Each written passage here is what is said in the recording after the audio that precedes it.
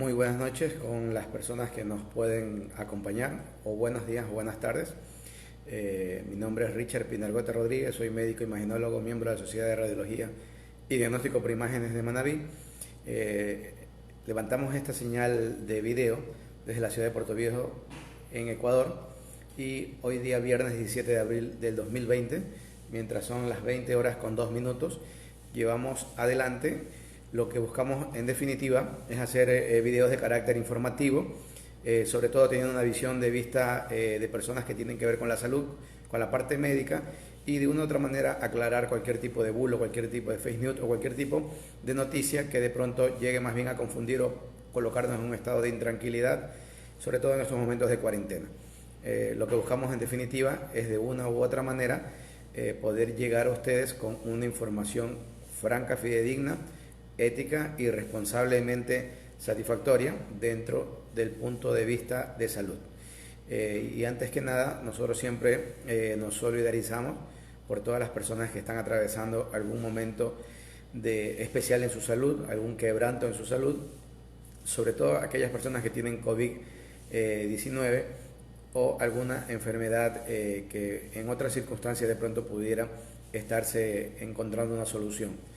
Y también obviamente un abrazo fraterno y de solidaridad para todas las personas, todas las familias que han perdido algún miembro, algún ser humano por COVID-19 o por cualquier otro tipo de problema que quizás en otras circunstancias de pronto no hubiera sido ese desenlace. Y bueno, con ese tipo de introducción empezamos aquí hablando sobre lo que nosotros denominamos estadísticas, y lo manejamos en virtud de lo que el Ministerio de Salud Pública del Ecuador informa oficialmente a través de todos sus canales. Y a corte de hoy día, viernes 17 de abril, este corte lo hacen a las 8 de la mañana ahora, nos dicen que ya en el país tenemos 8.450 casos confirmados, tenemos 421 personas fallecidas, hay otro tanto de personas descartadas que son 8.075, y esto de casos con alta hospitalaria que están 922.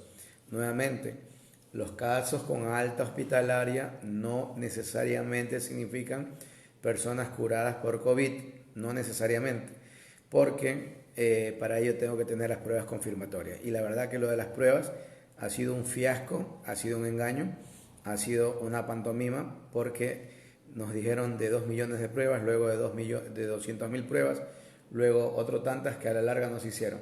Para que tengan una idea, ahora no superamos las 30.000 pruebas según datos oficiales. 30.000 pruebas que asumiendo que sean 30 días de cuarentena, ¿sí? Significa que hemos hecho un promedio de 1.000 pruebas por día. 1.000 pruebas por día para una población de 17 millones de habitantes, ¿sí? Solo sin ir tan lejos, Perú nos lleva un aproximado de 15 a 20 veces la cantidad de pruebas que nosotros hacemos, solo para que tengan una idea.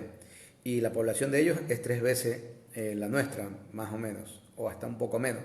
O sea, para que tengan una idea de los desbalances que hay. En fin, pero bueno, con todo eso, sí es importante entender cómo se están manejando las cifras a nivel mundial de lo que tiene que ver con el COVID. Y hoy día, viernes 17 de abril, cuando ya el mundo tiene 2.240.768 casos, el país que más casos positivos tiene es Estados Unidos, con casi 700.000 casos. Ya en este momento probablemente sean 700.000, porque faltaban menos de 300 para completar 700.000. Le sigue España con más de 190.000, Italia con más de 172.000, Francia con más de 149.000, Alemania con más de 141.000, Reino Unido con más de 109.000, China con más de 83.000, Irán con más de 79.000, Turquía con más de 78.000, entre los más relevantes. Ahí viene nuevamente algunos países que están en el orden de 30.000 a 36.000, Bélgica, Brasil, Canadá, Rusia, Holanda, y bueno, están ahí variando con sus resultados en el transcurso de los días. Y a nivel de Latinoamérica, haciendo mención y como referencia nada más, Estados Unidos, cuando ya en Estados Unidos tenían 699.105 casos, habían 36.727 fallecidos. Brasil ha subido a 33.682 casos con 2.141 fallecidos. Perú con 13.489 casos con 300 fallecidos. Chile con 9.252 casos con 116 fallecidos. Estamos nosotros luego con 8.450 casos y 421 fallecidos. México con 6.297 casos y 486 personas fallecidas. República Dominicana con 4.126 casos y 200 personas fallecidas. Panamá con 4.016 casos y 109 personas fallecidas. Colombia con 3.439 casos y 153 personas fallecidas. Argentina con 2.669 casos y 123 personas fallecidas. Cuba, 923 casos y 31 personas fallecidas. Bolivia con 465 casos y ya 31 personas fallecidas.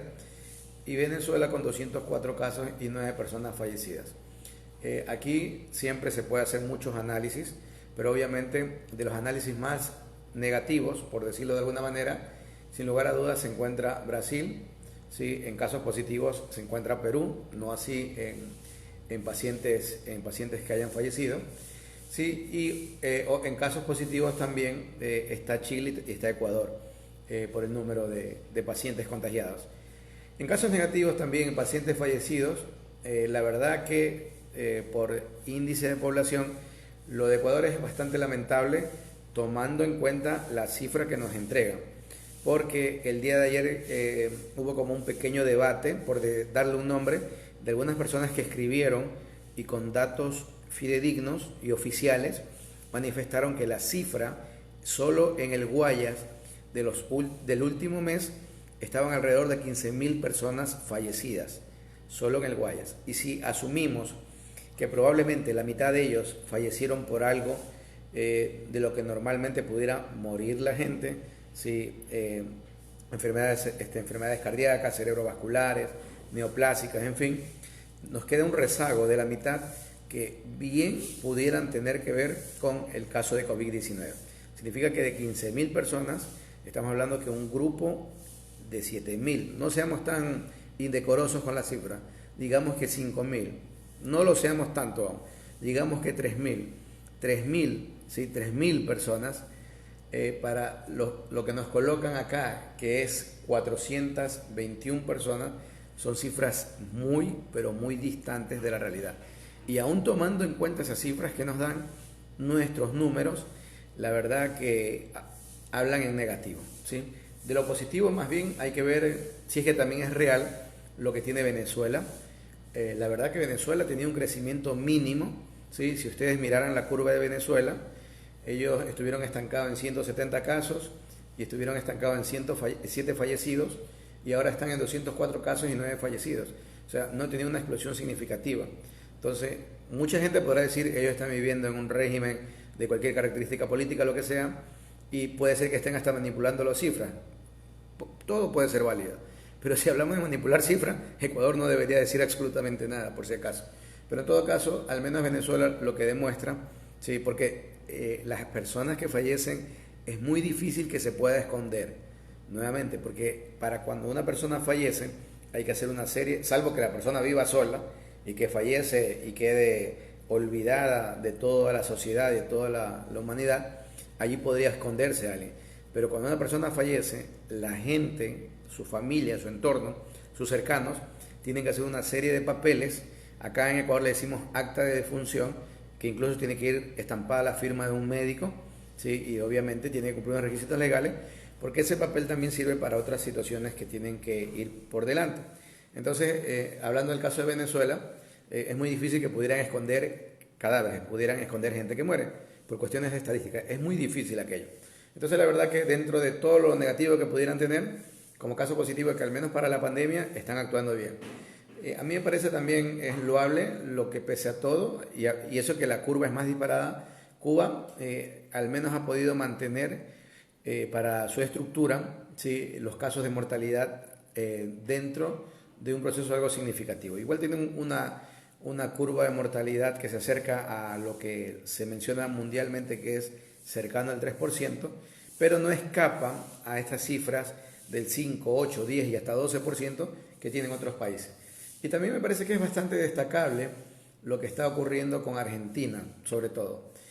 Pese a que el día de ayer personas de Argentina nos escribieron manifestando que estaban preocupadas que personal de salud se habían contagiado, entonces le habíamos mencionado a las personas que se habían comunicado que eso no es nada, estoy moviendo un bichito acá, perdón, eso no es nada extraño que el personal de salud tenga un contagio por ser la primera línea de atención.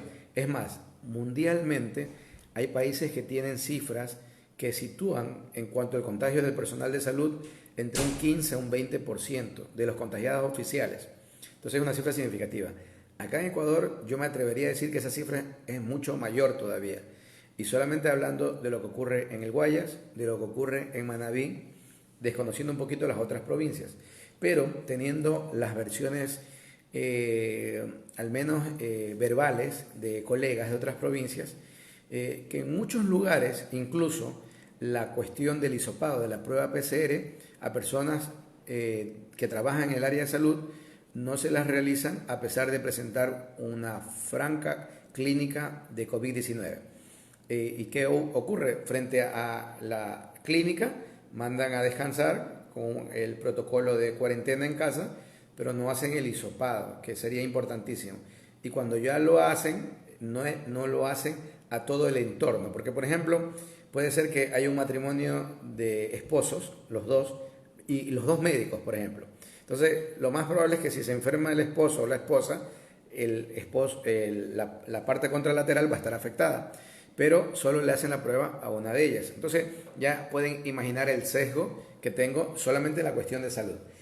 Y nuevamente, no es que solamente quisiéramos verle los puntos negativos a lo que ocurre en Ecuador, porque muchos países no transparenten completamente la información. La verdad, de los países que más transparentan la información, podríamos situar a Alemania, Estados Unidos, ¿sí? Pero aún con todo eso, hay sesgos, ciertos sesgos. Ni siquiera voy a mencionar, Corea del Sur también podría estar entre los países, y ni siquiera voy a mencionar a China, porque pudiera haber un sesgo ideológico y podría decir, no es tanto así. Y miren que, como ocurre con las personas que fallecen, que es imposible no reconocerlas, hoy día China se ha visto más que evocada a reconocer, y hay un artículo en BBC que publica hoy, que China aumenta un 50% de números de muertes por COVID-19 en Wuhan, pero niega estar ocultando información. Entonces, es probable que, según asumamos que fuera real lo que ellos manifiestan, es probable que los protocolos que ellos manejan de pronto hayan entrado algunos de esos pacientes a ser considerados de alguna forma, pero luego de haber pasado ese protocolo ya integra esto. Así que esa cifra que nos mantenía China como tal, una cifra general de aproximadamente 3.300 fallecidos, ya se modificó y pasó a ser 4.600. Pero recuerden que China ya controló el contagio y por ende no es que existen nueva presencia de personas que se contagiaron y fallecieron, sino más bien es la presencia de la transparencia de información y que hizo que aumentara el número de fallecidos. Tenemos que tener presente eso porque en algún momento en Ecuador las cosas van a tener que ser como son, ¿sí? Y no se extrañen que de pronto la cifra de fallecidos aumente exponencialmente. Entonces, la cifra de fallecidos, de las personas fallecidas, ya es una cifra que en cuanto al número ya está establecido. Simplemente hay que colocarlo si corresponde completamente a COVID-19. Lastimosamente, habrá un gran porcentaje de la población que fallecieron en sus hogares, en sus casas, los enterraron quizás, asumiendo que se haya dado de esa manera, y jamás sabremos si fueron parte de la estadística. Y lastimosamente cuando uno habla de muertos, de fallecidos, de personas que pierden la vida, hablar numerológicamente, o sea, hablar como cifra fría, la verdad que conduela un poco, porque o sea, una persona que muera ya es una tragedia. No digamos 100, no digamos 400, no digamos 15.000, o sea, son tragedias realmente. Pero en todo caso, cuando ocurren este tipo de cosas, siempre lo vengo repitiendo, hay que ser lo más objetivo, lo más honesto, lo más transparente y lo más ético. Y cosas que a veces las personas que manejan las cifras nos hacen dudar, ¿sí?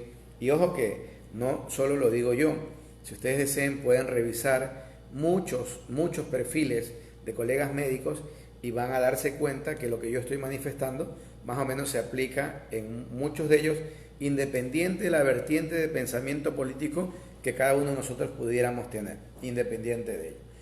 Muy bien, era importante manifestar eso y a consecuencia de aquello, de lo que China ha publicado en cuanto a los casos que se han incrementado en cuanto a su estadística de pacientes que fallecieron en Wuhan sobre todo, la Organización Mundial de la Salud hace el siguiente comentario: COVID-19. Luego de que China rectificara su cifra de fallecidos por coronavirus, la Organización Mundial de Salud hizo un llamado para que cada país revise lo antes posible sus propias estadísticas, ¿sí? Y obviamente que el recuento de fallecidos se ve dificultado por factores como el exceso de trabajo del personal sanitario, que da prioridad a los enfermos antes que los fallecidos. Eso es muy entendible.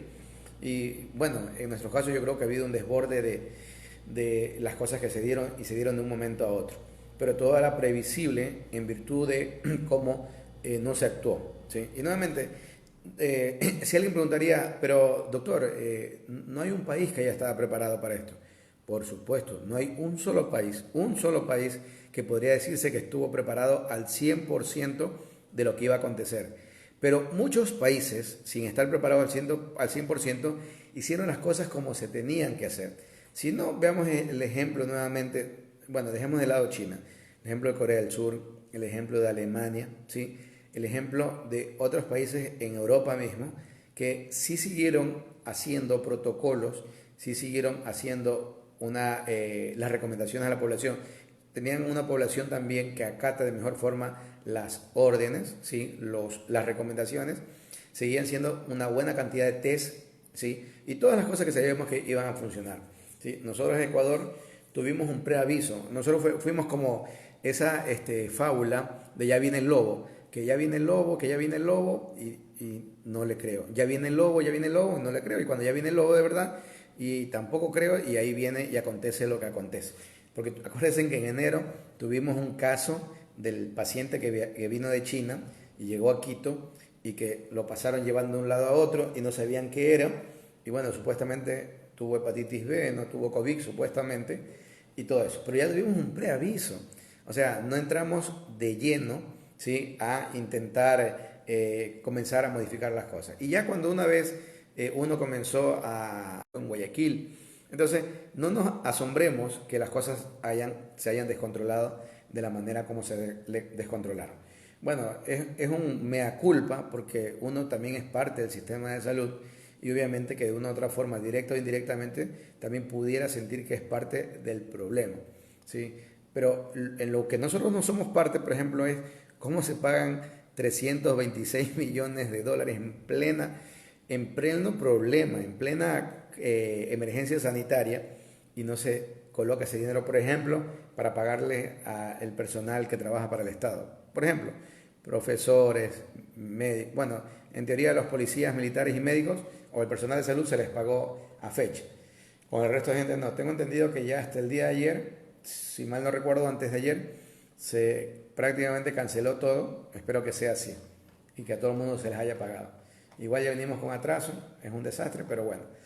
Entonces me voy a apartar ya este tema, más toca la parte social política, pero lastimosamente son cosas que hay que decirlas y tienen que quedar claras porque en algún momento mucha gente va a tener que pagar factura por esto y hay que ser claros con ello, ¿sí? Porque el dolor de lo que estamos pasando todos, ya sea porque hemos perdido familia, ya sea porque estamos sufriendo enfermedades, ya sea porque hemos perdido trabajo y posibilidades de poder tener ingresos, ¿sí? O gente que vive el día a día, que está incluso teniendo estados de desnutrición, eso alguien o algunas personas van a tener que al menos cargar la culpa, si sea moral, ya que no, en este país a veces la culpa legal y la culpa de otro tipo como que no se aplica para todos con la misma fuerza.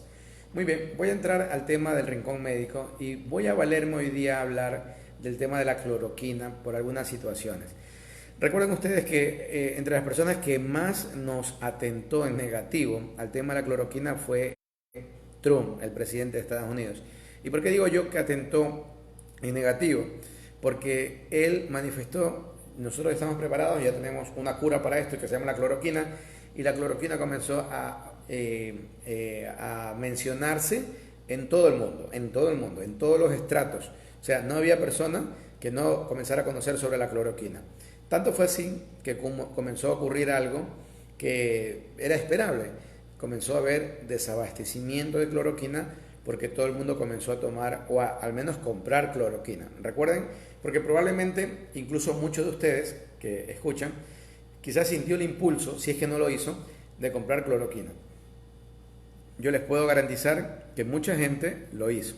Ahora, el hacerlo como tal, como una medida de posibilidad, una medida de seguro, una medida de defensa, en caso de, bueno, está bien, podría tratarse de algo normal en la especie humana, que es la precautelar la vida, ¿no? O sea, luchar por tener la vida y todo ello. Y bueno, me reí porque hay una hormiguita que anda rondando el lente, así que si ven como una pequeña interferencia, es una hormiguita que anda por ahí. Bueno, como les manifestaba, entonces con el tema de la cloroquina, igual que ocurre y sucede con cualquier tipo de medicación, ¿sí? No hay que tomar nada mientras no sea estrictamente necesario. Y ojo que eso se aplica también con el paracetamol. Pero con el tema de cloroquina, yo voy a poner unas recomendaciones primero de la práctica clínica y otras cosas más que fue interesante hoy día una conversación que tuve con un colega, con el doctor Jorge Elías Chanalata, ¿sí? Y algunas apreciaciones que sí me parece importante mencionarlas. Entonces, en cuanto a la práctica clínica, si, escuchen lo siguiente: si se decide utilizar cloroquina o hidroxicloroquina, ¿sí? Esta debe ser administrada únicamente en pacientes hospitalizados, bajo estricto monitoreo y previa evaluación, incluso cardiológica, ¿sí? No se recomienda el uso concomitante de cloroquina o hidroxicloroquina con antibióticos, por ejemplo, acitromicina o quinolona, que es ciprofloxacina, en fin, u otros medicamentos que puedan prolongar el intervalo QT. Y aquí una apreciación. He tenido conversaciones con terapistas intensivos y a ellos les aterra, ¿sí?, los pacientes que se tratan o que están siendo tratados con hidroxicloroquina o peor aún con cloroquina y con acitromicina, porque esos dos medicamentos se potencializan y pueden producir alteraciones, ¿sí?, en lo que conocemos como el intervalo QT, o sea, alteraciones en el corazón. Ojo con ello, ¿sí? Y nuevamente, escuchen el primer punto. Debe ser administrado únicamente en pacientes hospitalizados. 3. Hay que medir electrolitos séricos como sodio, potasio, magnesio, calcio, aplicar la escala de riesgo que se llama de Tisdall, evaluar otros factores de riesgo y realizar un electrocardiograma sistemáticamente a todos los pacientes que ingresan al servicio con infección o sospecha de COVID-19. En caso de existir la posibilidad de que el paciente desarrolle prolongación del intervalo QTC, no administrar otros medicamentos. Miren lo muy especial que puede ser este tipo de medicinas. Luego, realizar monitoreos electrocardiográficos frecuentes y reconsiderar la administración de los medicamentos si se evidencia prolongación del intervalo QT o aumenta el puntaje en la escala de riesgo de Tisdall. Bueno, no entraremos en eso porque son detalles más de tipo médico, pero lo que quiero que entiendan ustedes es de que utilizar cualquier medicina y mucho más este tipo de medicina siempre va a acarrear las posibilidades de tener efectos secundarios e incluso hay contraindicaciones. En ese sentido nos comenta el doctor Jorge Elías Chanalata. Él estudió medicina en Cuba. Entonces él nos comentaba que a todos los pacientes que llegan a estudiar medicina y vienen de países como el nuestro, por una cuestión de prevención del paludismo, se les hace un tratamiento, ¿sí?, que consiste en administrar 2 días de primaquina y 14 días de cloroquina, ¿sí? Pero a los pacientes, a los estudiantes que realizan esto, les suelen monitorizar, hacer un electrocardiograma y ver que todo esté bien. Se exceptúa al tratamiento a las personas de piel negra, ¿sí?, y a las personas que tienen una alteración o un déficit de una enzima que se llama la glucosa 6-fosfato deshidrogenasa. Entonces, esos 2 pacientes son contraindicados para darles este tipo de medicina. Entonces, él me manifestaba que la verdad nunca se reportaron casos, porque solo recibían el tratamiento primero con primaquina y luego con cloroquina, solo con ello, nada más. Y el tratamiento que, si bien es cierto, duraba 14 días, no daba el problema porque estaban todos monitorizados, eran chicos jóvenes, estudiantes de medicina, ya podrán tener una idea, que más o menos en el año, para tener una idea, eran aproximadamente unos 2.500 a 3.000 estudiantes. Sin embargo, me manifestaba el que nadie se salvaba de los efectos secundarios. ¿Qué podrían ser estos efectos secundarios? Escuchen, depresión o euforia. Dice que a él le daba euforia, por ejemplo. Podrían haber mareos, náuseas, falta de apetito o apetito voraz, dispepsia, que es un ardor en el epigastrio, en lo que denominamos acá en Manabí la boca del estómago, bueno, es una forma de decirlo. Y bueno, y son una serie de cosas que aparecían tras la administración de medicamentos. Porque escúchese bien, cualquier tipo de medicina que uno ingiera, como puede tener sus beneficios, también puede tener sus situaciones que perjudiquen. Eso tenemos que estar muy claros, ¿sí? Entonces, pero obviamente siempre yo voy a ver el beneficio, ¿sí? El riesgo, el beneficio evidente frente al riesgo. Entonces, en este caso, nuevamente, la hidroxicloroquina y la cloroquina no debe de ser administrado ni tan fácilmente ni como un medicamento profiláctico en general. No debería ser así, por toda la implicancia que lleva. Y peor aún, hay mucha gente que ni bien comienza a sentir síntomas, comienza a descargar y tomar fácilmente cloroquina e incluso acitromicina, que es una combinación bastante peligrosa. Entonces, claro, en algún momento quizás lo podría usar, pero con las indicaciones que se han manifestado, o monitorizando al paciente con electrocardiograma, teniendo los controles, haciendo gasometría, en fin, un sinnúmero de elementos para yo saber que la toxicidad que me puede generar esto, las alteraciones que me pueden dar en el corazón, pudieran ser controladas. Y escuchen esto que también me pareció bastante interesante, ya saliendo del tema de cloroquina. Hay dentro de los audios que habíamos escuchado cuando la gente se comenzó a alarmar de lo que tenía que ver con con el paracetamol o el acetaminofén, y era de que probablemente puede producir un problema y que quizás pudiera haber hasta una afectación a nivel pulmonar y que más bien podría provocar todo lo contrario que quiere solucionar, en fin.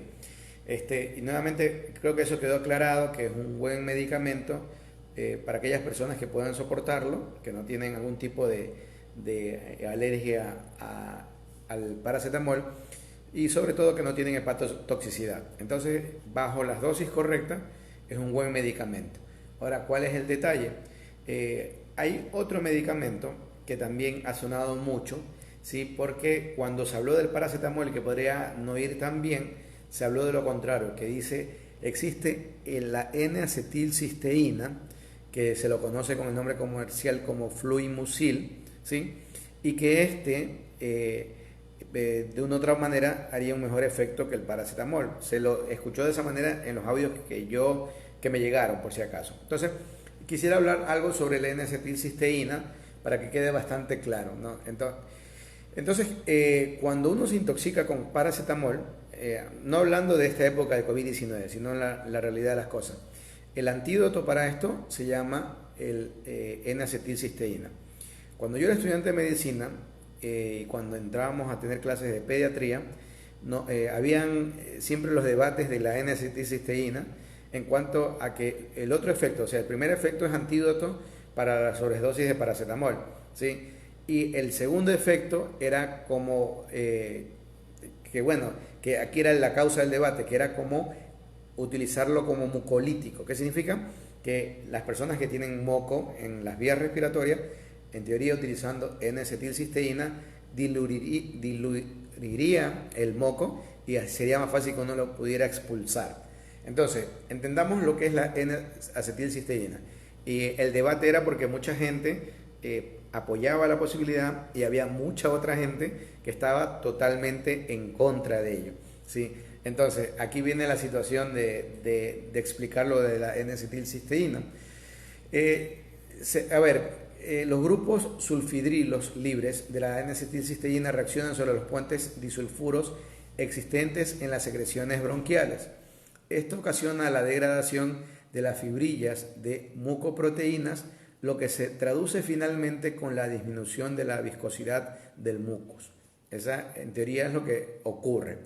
La acetilcisteína no despolimeriza las proteínas ni tiene efecto sobre las fibras, la fibrina o las células vivas. Sin embargo, no existe realmente evidencias clínicas que apoyen estas aseveraciones y algunos clínicos sugieren que la reducción de la viscosidad se debe simplemente a una hidratación de la secreción bronquial. Entonces, como tú tenías que diluir la N-acetilcisteína en agua, se decía que lo que verdaderamente era efectivo era el agua, porque te tenías que tomar bastante agua. Entonces, los debates siempre han existido. Sin embargo, traigo a colación esto porque hay estudios bastante interesantes del 2011 y en ese sentido el doctor David Menéndez me hizo partícipe de uno de ellos, en el cual les voy a comentar el título del artículo. Se llama "La N-acetilcisteína es útil para controlar la insuficiencia respiratoria en enfermos graves y que sufren una infección masiva". Este artículo es del 25 de agosto del 2011. Entonces, en virtud de este artículo y por utilización en algunos pacientes en un periodo muy específico del problema del COVID-19, es que me he permitido comentarles porque en determinadas circunstancias sí podría ser beneficioso. ¿Pero en qué determinadas circunstancias? Y voy a tomar el criterio del doctor David Menéndez. Sí, él tiene una especialidad en medicina familiar y me parece que es bastante interesante lo que él considera. Dice, pero desde el nivel más bajo de evidencia científica y desde la experiencia propia, yo le sugiero, siempre y cuando ya no esté en etapa febril y no se esté utilizando paracetamol, tenerlo como alternativa, ¿sí? Entonces, me parece interesante esta apreciación y nos da otro viso en cuanto al tratamiento en determinadas circunstancias. Ojo nuevamente, recuerden que todos los días se escriben nuevas páginas en lo que respecta al COVID-19, ¿sí? Los tratamientos en cierta medida se modifican, porque miren, verán que desde la vertiente francesa venimos escuchando la hidroxicloroquina, citromicina, y creíamos que era una realidad absoluta. Luego comenzamos a entender que habían otros fenómenos que se daban de por medio, y comenzamos a pensar en la posibilidad de utilizar en determinados pacientes y en determinadas circunstancias pequeños pulsos de corticoides e incluso utilizar medicina de aquella que tiene que ver directamente con estos cambios de interleuquina 6 y 1, ¿sí?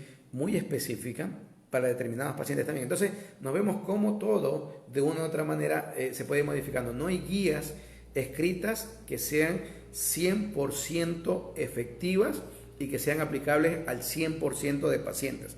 Eso tenemos que estar muy claros. Entonces, yo creo que este criterio de N-acetilcisteína, ratificado por el doctor David Menéndez, lo podemos llevar adelante y de una u otra manera pudiera servir. Así que, a tenerlo presente. Yo si era de los escépticos en cuanto a la N-acetilcisteína. Y estoy seguro que si hablamos en la comunidad médica, la gran mayoría pudiéramos estar de acuerdo, porque en muchos procesos febriles con base neumónica, mucha gente que mandaban a dar eso, yo cuando era médico general decía la verdad, lo puede tomar pero con mucha agua para que el beneficio sea por el agua y no por la N-acetilcisteína. Pero nuevamente esto es un constante aprendizaje y la verdad que sí sería interesante haberme equivocado en este tipo de cosas, porque de una u otra forma tenemos otras armas para combatir este problema, ¿sí? Muy bien, entonces agradezco la información tanto del doctor Jorge Elías Chanalata y del doctor David Menéndez, ¿no? Muchas gracias por ello. Bueno, voy entrando al segmento de bulos como tal, ¿sí? Y es una noticia real, pero la ponga como bulo por lo que representa. Entonces, aquí dice, el vicepresidente manifiesta que no se cortarán los servicios básicos durante esta emergencia. Entonces, uno cuando habla de servicios básicos entiende que es luz, teléfono, ¿sí? Y agua potable, en teoría. Entonces, vemos que en Guayaquil hay personas que sí les han cortado el servicio de agua potable. Entonces, mucha gente me dirá, doctor, pero eso es una empresa privada y que se maneja privadamente. Está bien, pero son servicios que garantizan la vida.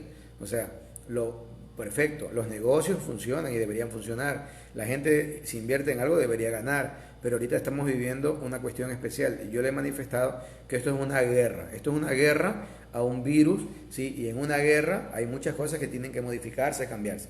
Así que para mí lo he puesto como un bulo, porque el que él manifieste que no se cortarán servicios básicos durante esta emergencia y lo estén haciendo, o él miente, o la otra persona es indolente, o aquí todos nos quieren ver la cara. Y encima de todo, manifiesta él, hemos dispuesto que los valores de luz y agua de los meses de abril y mayo sean cobrados en 12 cuotas a partir del mes de junio y no se cortarán los servicios básicos durante esta emergencia. Entonces, primero yo quiero decir al vicepresidente que me parece un acto bastante descortés que se piense cobrar lo mismo en esta época de emergencia. Porque recuerden que hay mucha gente que dejó de ser productiva y no tiene los recursos. Por mucho que lo difiera usted a 12 meses, ¿sí? ¿No sería más ético que usted reduzca la tarifa un 50-80% y ese porcentaje sí lo difiera a 12 meses? Pero una cuestión muy obvia, no estamos siendo productivos muchas las personas que somos productivos. Las personas que tienen una situación de dependencia con el Estado y que de una u otra forma puede recibir su sueldo, ¿sí? Entiendo que pudiera ser así, pero esto es una guerra a un virus y hay que actuar de esa manera. Así que me parece indolente eso, ¿sí? Y más indolente aquellos sitios donde a las personas les cortan servicios básicos. Eso es un acto desalmado, eso es un acto, como estamos en guerra, eso es un acto de miseria humana dentro de la guerra. Por Dios, hay que tener mucha conciencia en ello. La verdad, no sé, hay que entender que todo el mundo pueda, y obviamente todo el mundo tiene sus necesidades. Yo las tengo, o sea, no hay persona que no tenga sus necesidades. Obviamente que quizás el segmento de la población bien reducido, este segmento que tiene mucho dinero, quizás no tenga eso. Y esté mermado y esté angustiado porque no está teniendo los ingresos que normalmente tiene. Pero están viviendo cómodamente. Entonces, habemos muchas personas que de una u otra manera existen ciertas falencias y hay otras que ni siquiera llegan a eso, no tienen absolutamente nada. Entonces hay que ser muy sensato con lo que se dice, con lo que se decide. Entonces, si yo fuera autoridad, lo primero que me encargaría es buscar el mecanismo para que al menos la luz, de otra manera, se busque la manera de que se exonere, se reduzca considerablemente el pago y que el Estado asuma eso, por favor. O sea, es algo lógico. Si perdonaron 4.500 millones de dólares a los grandes banqueros y todo eso, ¿qué no tienen para exonerar un mes los servicios eléctricos a la población ecuatoriana? ¿Sí? ¿Cuánto será eso en dinero? Si de pronto alguien conoce el dato de cuánto es en dinero eso, hágalo ver. Yo no tengo idea cuánto podría ser. Me invento una cifra, que serán, no sé, unos 100 millones de dólares, exagerando. 100 millones de dólares. Pero perdonaron 4.500 a evasores, ¿sí? A banqueros, a grandes empresas. Acá son 100 millones para subsistir mucha gente, medianamente existir otra y para que otros sean totalmente positivos. Entonces, por eso lo he colocado como bulos. Ahora voy entrando a cosas positivas, ¿sí? Y entre las cosas positivas, una primera noticia que me llega desde Colombia, desde Bogotá. En Bogotá ellos tienen una aplicación que maneja el tema de salud, pero ahorita han hecho o han incrementado la posibilidad de la aplicación para que sea una aplicación, incluso se llama, o lo bajan ustedes en algo que se llama saludata.saludcapital.gov.co, o sea, de Colombia. Entonces, esta aplicación está dando bastante información, lo que tiene que ver con el COVID-19 para Bogotá, ¿sí? Pero, nuevamente, hay que entender algo. Ahora, en esta época, 2020, los países, ¿sí? Y eso tiene que quedar claro también. Otro de los servicios básicos que están siendo aceptados se llama Internet. O sea, dentro de la canasta básica tiene que haber luz, agua, ¿sí? Teléfono e Internet. Porque el Internet no solamente es comunicación como lo que estamos haciendo ahora, el Internet no solamente información, ¿sí? El Internet también sirve, sobre todo para los países, para tener lo que se denomina la Big Data, ¿sí? O sea, la gran información. Entonces, la Big Data, depende cómo lo quieras usar. Por ejemplo, en China hacen cosas increíbles con la Big Data y recuerden cómo las aplicaciones que comenzaron a hacer hacían que cada persona, acuérdense que en China una de las aplicaciones de mensajería, y entre otras cosas más importantes, se llama WeChat. Entonces, el WeChat vendría a ser como nuestro WhatsApp, como nuestro Twitter, como nuestro Facebook, como nuestro PayPal y como un montón de cosas. Entonces, en tu WeChat te da un código específico y todas las personas en su celular al lugar donde iban, ¿sí? La forma de controlarte era que tú colocabas tu código del celular y te lo escaneaban. Entonces el gobierno, las autoridades de salud podían saber perfectamente dónde te encontrabas, en qué lugar estabas, si era permitido que pudieras salir, etcétera. Y sobre todo, si aparecía algún contagiado entre los sitios que tú estuviste, era fácil saber a qué personas yo le pedía que por favor hicieran cuarentena. Y podría contener y mitigar de mejor manera el virus en este caso. Entonces, mírense cómo la Big Data ayuda para eso. Acá, cuando empezamos esto, yo le dije, el gobierno debería buscar hacer una aplicación. La verdad, el 171 fue un fiasco, fue un fracaso. ¿Sí? La otra aplicación, de las personas que lo usaron, me dijeron muchos, doctor, yo tuve que esperar 5 horas, doctor, me entrevistaron, me dieron esto, pero no pasó de ahí, en fin. Entonces, al menos la experiencia que me han contado ha sido negativa, nefasta. Si de pronto alguien tiene alguna buena experiencia con esa aplicación, la pueden compartir y yo la leeré con todo gusto, pero de las personas que me han contado ha sido bastante negativa. Entonces, con eso, teniendo una Big Data adecuada, cómo se hubieran hecho de muy efectivas muchas cosas. Por ejemplo, miren lo que está haciendo Quito, ¿sí? Con todo, nuevamente, aquí no se trata de política, aquí se trata simplemente de hacer ver las cosas como se tienen que ver. Quito en este momento, esperamos que no se use, pero tiene contratado en la zona que antes era el aeropuerto de Quito, que se cerró porque hicieron uno nuevo, al norte de Quito, una zona con cuatro frigoríficos especiales para poder contener cadáveres. Tienen ya listo 400 ataúdes por si acaso se necesitara. Y en fin, se van adelantando allí. Dios quiera que no se los utilice. Dios quiera que no se los utilice. Pero si llegara a utilizarse, o sea, si llegara a ocurrir aquello, ya tenemos dónde poder utilizarlo. No va a pasar lo que lastimosamente, negativamente y a manera de vergüenza pasó en Guayaquil. Y ojo que el que menos tiene familia y muchos amigos en Guayaquil, pero las cosas ya se hicieron de una forma desastrosa. No sé si es culpa del gobierno local, del gobierno provincial, bueno, del gobierno nacional, sabemos que sí tuvo mucho que ver, pero las cosas no se hicieron como debería. Y bueno, aquí tenemos los resultados, no hay que ir más allá. Entonces, eso es lo que tenía que ver a la Big Data. Y finalmente, en la página que tiene su cuenta Twitter de Observatorio de la Dolarización, informan que los tenedores de bonos aceptan diferimiento de pagos hasta agosto. ¿Qué significa? Que el gobierno, ese dinero que tiene previsto o tenía previsto pagarles a estos bonos, podría utilizarlos para atender la emergencia. Ojalá que lo haga. Y ojalá que lo hagan de una forma eficiente. Porque también utilizar dinero de una forma escandalosa es un desastre. Lo mismo que quieren hacer con crear una junta de notables disque a manejar dineros públicos. Eso es la peor estupidez. Es la peor estupidez. El gobierno lo hace mal. La junta de notables nadie nos garantiza que lo haga bien, por muy notables que sean. En cuestiones de dinero, ¿sí? Y peores para estas cosas, yo la verdad hubiera preferido primero que no quiten dinero a la gente. Primera cosa, que sería lo importante. Porque ¿qué pecado estamos pagando nosotros para tener que pagar dinero de nuestro sueldo? ¿Qué pecado hemos hecho nosotros? ¿Sí? Porque el dinero no dejan de pagar deuda externa, no lo hicieron. ¿Sí? ¿A quién le favoreció ese pago de la deuda externa? Eso habría que preguntar. En otros países los gobiernos dan dinero a sus ciudadanos, acá nos quitan dinero por culpa del COVID-19. Son las cosas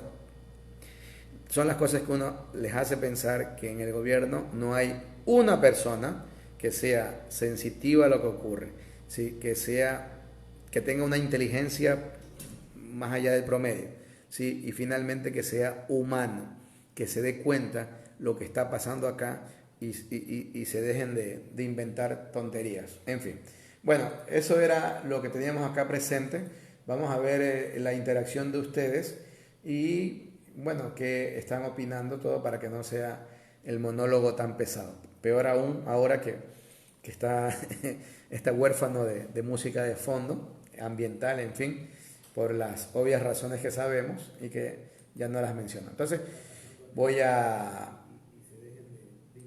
ver acá qué han manifestado. Entonces voy a esperar que se abra. Mientras tanto, sí, ya se abrió. Vamos viendo acá. Como todas las noches, la señora Diana Mera se une. Un saludo para ella. ¿Sí? Y un fuerte abrazo. Sabemos que la familia está pasando muy duros momentos. Los mejores deseos. Livia Rosa, desde Nueva York, agradece por la información. Gracias.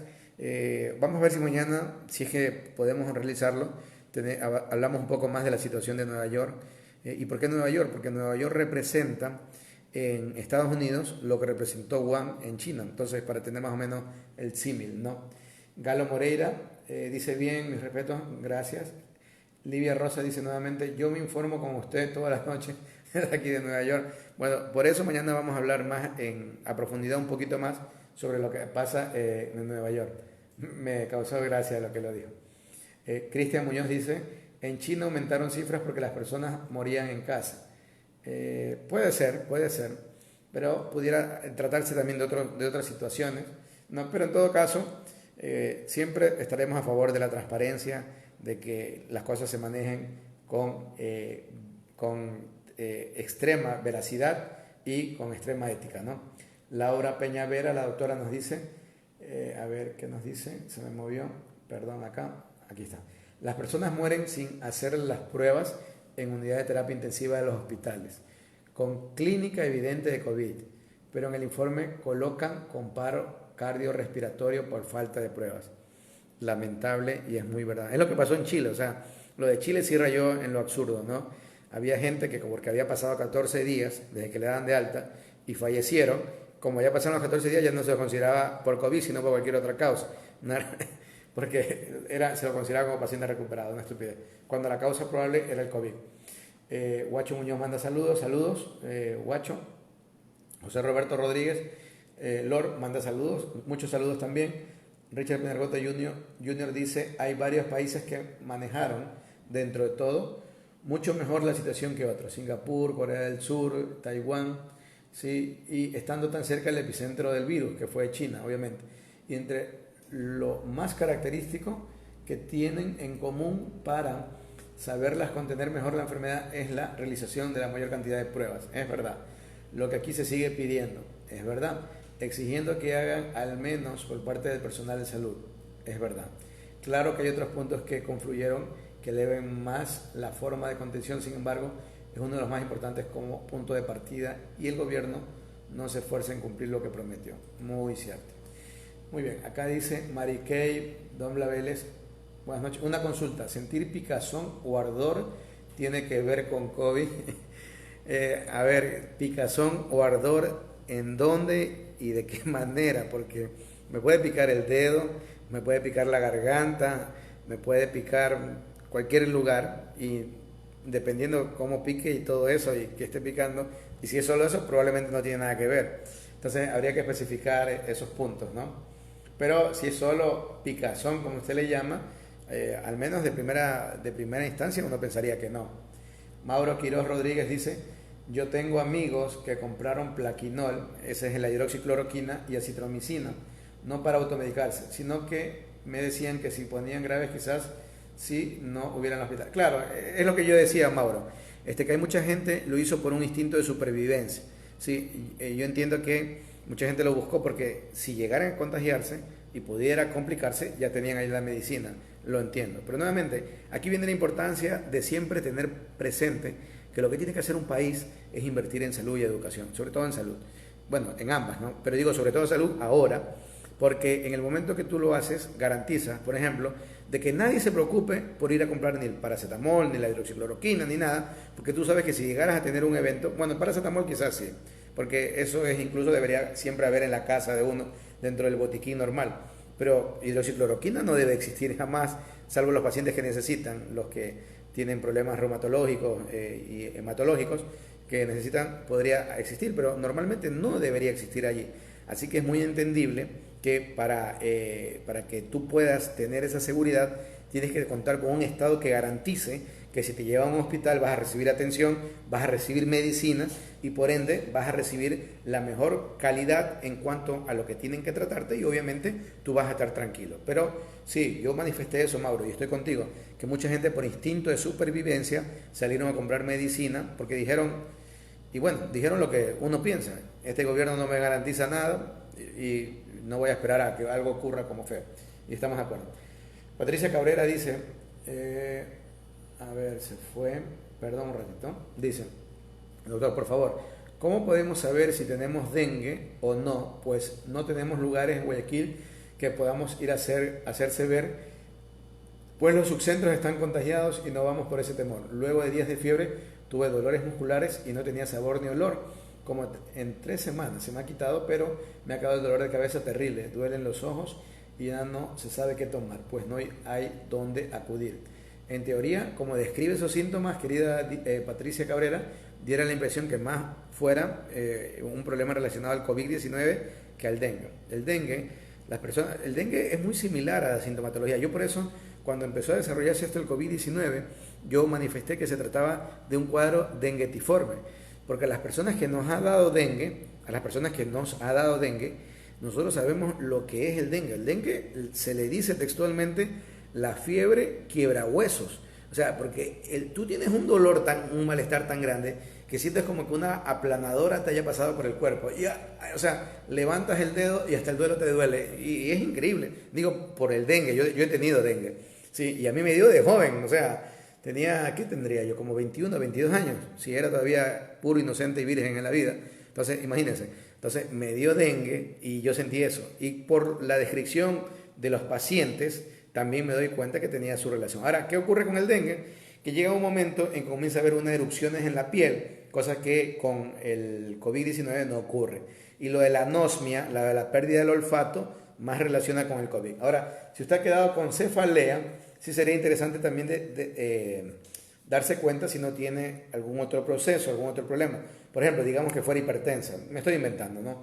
Y de pronto, por esta situación ha estado distorsionando su medicación en cuanto a la presión y también pudiera ser otra causa. Entonces, habría que ir investigando. Y yo le sugiero que si se mantiene el dolor de cabeza, sí sería conveniente que vaya a una unidad de salud para que la puedan revisar y sugerir algo más, ¿sí? Acá Paulina Santander dice, excelente charla, gracias. Jessy Vélez, me parece muy buena su información. Gracias, Paulina Santander. O sea, saludos de todos los rincones de Manabí, en especial El Carmen, Chone, Flavio Alfaro, toda esa zona del norte, ¿no? Mayra Consuelo Santiago Ibarra dice, espero esté bien. Una consulta, ¿cómo está Manabí en preparación ante un masivo contagio? ¿Estaremos preparados? No tenemos muy claro sobre esto, gracias. Mayra Consuelo, la verdad, estaríamos muy mal. Dios quiera que no ocurra algo similar a Guayaquil, porque estaríamos muy mal preparados. No podríamos reaccionar inmediatamente a todo eso. Si los contagios se van dando paulatinamente, de pronto podría estar ocurriendo lo que hasta aparentemente ahorita se ha dado. Ha habido gente que ha fallecido, mucha gente, pero de una u otra manera hay gente que todavía se puede ir llevando a darle atención en los hospitales, en las terapias intensivas. Si nos ocurriera algo parecido a Guayaquil, la verdad no podríamos contenerlo, sería imposible contenerlo. Dios quiera que no llegáramos a eso. Yuri Patricio Sabando Vélez ha unido, Anderson Santana Espinales también, Alvarado Mendieta Ángel también, Mariquey Dombla Vélez dice, ya está completando, dice, perdón doctor, era en la garganta. Entonces, que le pica la garganta, si solo pica la garganta y solo ahora, en teoría no sería nada más, habría que ver si hay más sintomatología acompañante. Pero a veces, por estar confinados en la cuarentena, puede ser que el hecho de estar en un solo sitio y si no tenemos la precaución de la limpieza, podría ser que estemos respirando polvo, otras cosas y nos puede irritar. Y no sería nada extraño que dé rinitis o faringitis y eso puede ser la causa, ¿no? No se descarta nada, pero al menos como primera posibilidad pensar en ello. ¿Qué puedo tomar para la picazón, ardor de la garganta? A usted sí le iría bien, la verdad, pensando en esto, este tipo de medicina básica, natural, como tés calientes de hierba luisa, incluso el paracetamol también iría bien, ¿no? Sí, no necesitaría por el momento nada más. Rosa María se ha unido, María Zuluaga también, ¿sí? Marcos Menéndez dice, saludos doctor, excelente la explicación que está dando, solo una pregunta, ¿el mucho contacto con cloro hace que haya una pequeña molestia? Claro, por supuesto, el tener contacto con cloro, el cloro es un irritante. Yo ya lo he dicho, creo, si no mal no recuerdo, hace 3 días, que hablamos algo también sobre estos tratamientos, no hay que abusar del cloro, ¿no? Primero, es sencillo, usted agarre ropa, póngale cloro, la decolora, pero agarre ropa, póngale cloro cada rato y la destruye. Imagínense la potencia que tiene el cloro. Entonces hay que tener mucho cuidado y estar sometido a ello, de verdad que puede llevarles complicaciones allí. Creo que 3 días atrás hablamos sobre el tipo de cosas que se utilizan para desinfectar en casa, y está entre ellos el cloro, también está el alcohol, ¿sí? Y también está estos cuaternarios que también se pueden utilizar y son menos tóxicos que el cloro. Y sí, mucho cuidado con el cloro, que sí puede estar produciendo afectaciones en garganta y todo ello. Laura Paña dice Caloba. Me imagino que le está sugiriendo a Mary Kay Dombla Vélez esa opción. María Zuluaga dice: muchas gracias, doctor, por la información, genial, perfecto, y vamos viendo por acá. Pensé que ya no se iba a dilatar tanto, pero se ha dilatado mucho. Bueno, no sé si es bueno o malo. En todo caso, acá estamos llevando adelante esto, y bueno, sí, la verdad mis clases normalmente duraban entre 1 a 2 horas, así que yo para 1 a 2 horas tengo cuerda, ¿sí? Mis pobres alumnos eran los que verdaderamente sufrían. Pero bueno, déjenme ver acá si alguien más colocó algo. Dice, no era el comentario de Mauro, y la verdad que sí, la verdad que fue así, tal cual lo dice él. No veo nada más de lo que he manifestado. Entonces, siendo las 20 horas con 58 minutos acá en la ciudad de Puerto Viejo, espero que todos puedan estar llevando la cuarentena dentro de lo posible, ¿sí? De la mejor manera, porque créanme que desde la persona que vive en un palacio hasta la persona que vive en una choza, la cuarentena es pesada. Obviamente que la persona que vive en un palacio tendrá los mecanismos de mejor forma para llevarlo de la mejor manera y no tendrá preocupación. Pero las personas que vivimos en otros lugares, o peor aún, las que viven en una situación de angustia por lo precario y por las condiciones de hacinamiento que puedan existir, la cosa es mucho más complicada. Y nuevamente, los que puedan ser solidarios con la gente que necesita alimentos, ahora es el mejor momento para ellos, ¿sí? Ahora es el mejor momento para ellos. Y si a ustedes les toca salir y hay alguien en la calle que solicita alimentos, dentro de sus posibilidades, una bolsa de pan, ¿sí? Una bolsa de frutas. Digo acá porque en mi provincia son relativamente baratas, la naranja, limón, etcétera, ¿sí? Y alguna que otra proteína por ahí, 1 litro de leche. Entregar eso ahora, la verdad, es de los mejores actos que podemos hacer, ¿sí? Entonces, sin nada más de por medio, agradezco la presencia. A ver qué dice Douglas. Nadir sufría en sus clases, doctor, siempre nos dejaba bien enganchados al tema. A nadie creo que. Gracias, Douglas. Está bien. Bueno, entonces, dicho todo esto, espero que puedan tener una muy buena noche, pongan la mejor vibra, intenten siempre buscar algo que hacer, tener agenda de actividades, hagan ejercicio, actividad física, y los que tienen Telegram, ¿sí? Pueden seguir el canal Lectura para Cuarentena en el Telegram, y hay un montón de libros, revistas, etcétera, que les va a ayudar muchísimo, créanme, sí, les va a ayudar muchísimo. Entonces, dicho esto, que puedan tener una muy buena noche, cuídense mucho, bendiciones, un abrazo fuerte, y Dios mediante, si es posible, mañana nos estaremos viendo. Chao.